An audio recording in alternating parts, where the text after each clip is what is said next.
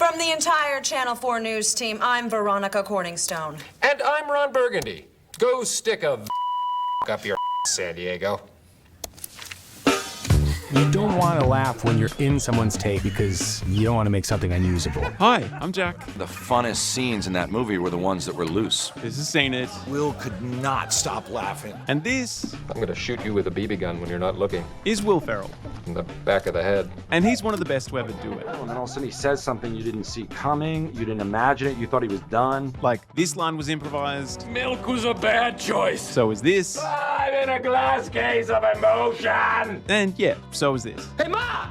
Can we get some meatloaf? But as a director, how the hell do you make something like this? Like, how do you wrangle this many funny people going off script You're a smelly hooker that hangs out with pirates. and turn it into a movie? Well, here's Ferrell's longtime co-collaborator Adam McKay explaining the process. Yeah, the whole idea is we do the written scene 3 or 4 times.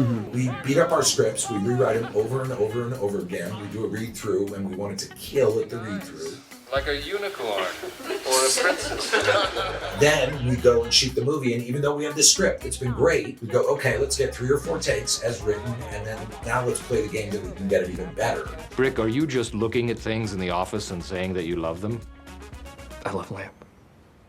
And this is what I want us to unpack today, how only the perfect combination of directors, actors, and writers can make a comedy even better on the day. Because it's really tough, like sometimes there's no script. And so a lot of those scenes, I mean all of them really. You sound like you're from London. I don't know what I was gonna say, what I was gonna do. When life gives you lemons, just say fuck the lemons and bail. Sometimes the director's in the scene. I want a little more contained. Yeah.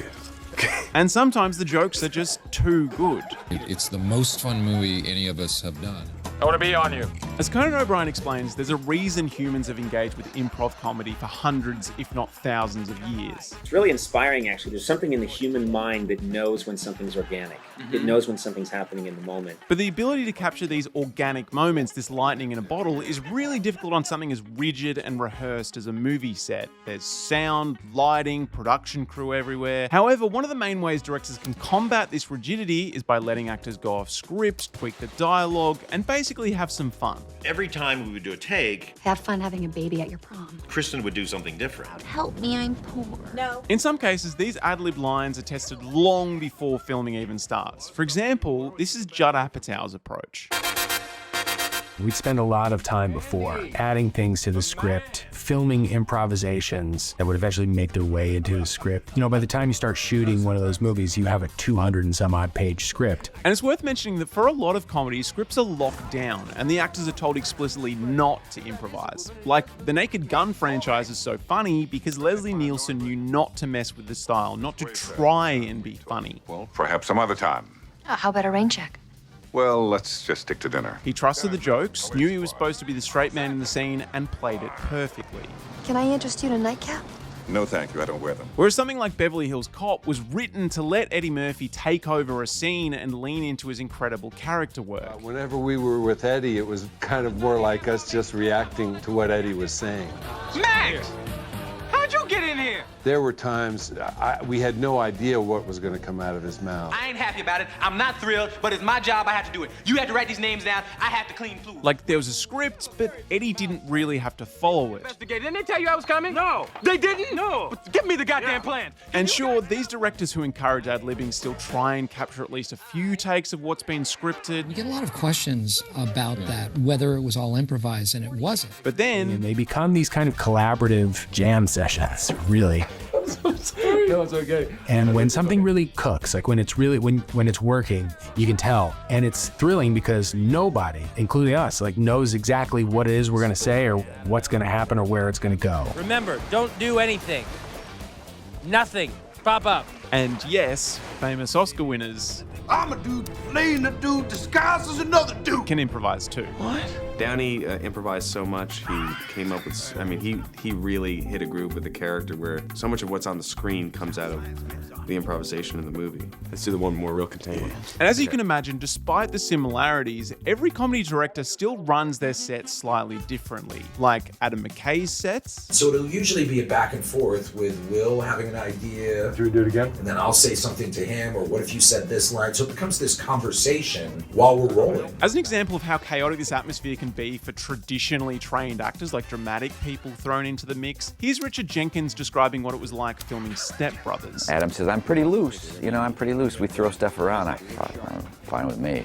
But I had no idea. Actually, we'll be interviewing as a team. We're here to fuck shit up. It said, Robert says goodbye to the boys and leaves for work. I walk, no dialogue, walk out of the house, turn and say goodbye to Dale and goodbye to Brendan. I get in my car and I drive off. Well, it ended up, John C. Reilly was on the hood of my car and Will threw a bike at the car. Unsurprisingly, like any genre, like dramas, horror, whatever, the success of an improvised joke is inherently reliant on the chemistry between scene partners. You have this giant sort of pool of really funny actors out there Okay, I'm gonna save it with the solo.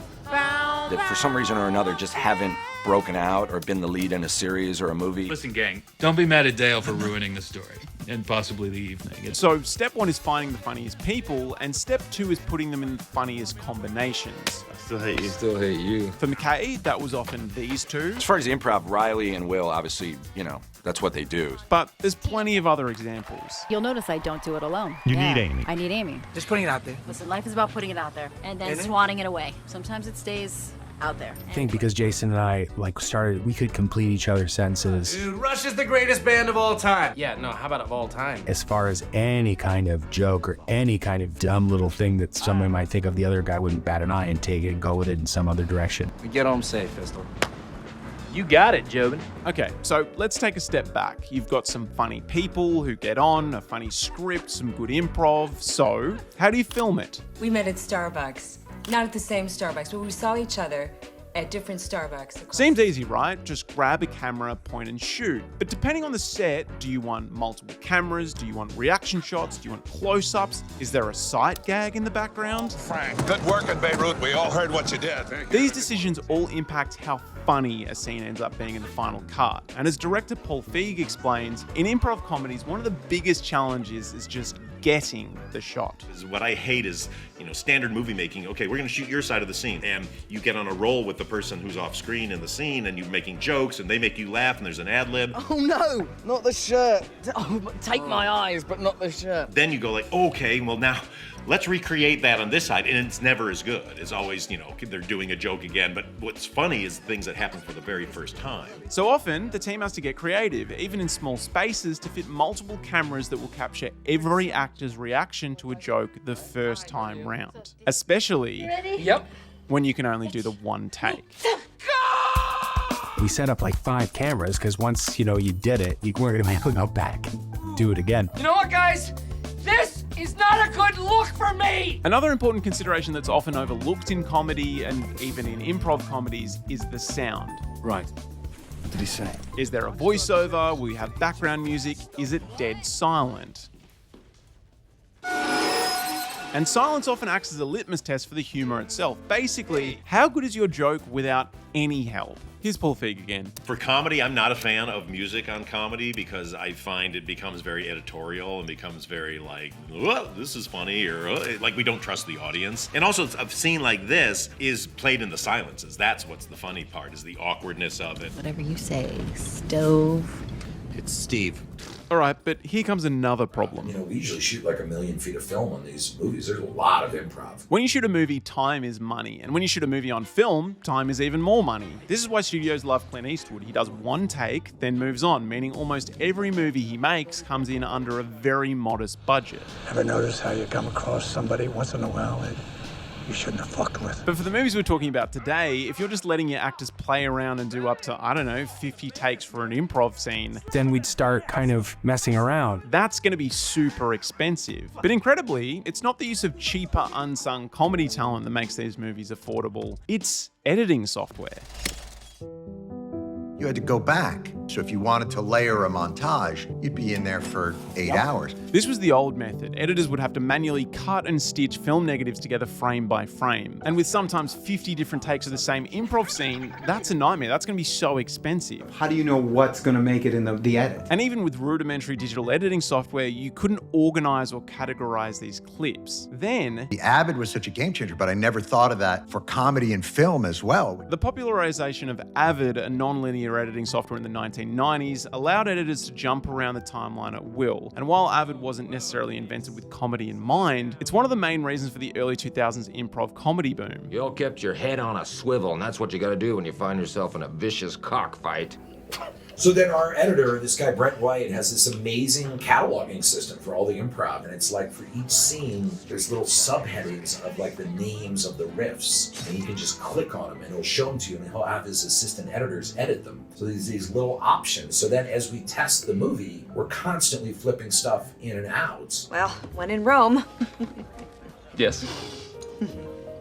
Please go on. I originally started this script because a friend of mine claimed that Anchorman was entirely 100% ad-lib, that the whole movie was just funny people making stuff up. And while this is true for specific scenes or lines that we've seen today, it undermines the ridiculous amount of effort that the crew spends harnessing this chaos in both pre- and post-production. It's a lot of work. 60% of the time, it works every time. And yes, I know that comedy is subjective, so maybe you think that these movies aren't funny anyway, but if there's a weak link amongst the writers, actors, directors, cinematographers, editors, anything at any stage for an improv movie, I can guarantee you that it won't be funny. You understand in a way that it isn't always just about the joke. That sometimes it's about setting up the joke. So I'd say that my biggest takeaway is that these movies are way harder to make than I thought they were. But having said that, the behind the scenes footage is always so much fun. Yeah, I mentioned in my Edgar Wright video that joy is probably one of the most underrated elements of a film set. You want people to be having fun, especially for comedies. I like the sense that there's some fun going on. And I personally feel like you can tell when the actors were having fun, especially during a spontaneous or an ad-lib scene. Carrot Top. Donald Sutherland. Anyway, on that note, I've been Jack. This has been Seen It. Keep laughing, keep watching movies, and I'll see you in the next one. No, Kelly Clarkson!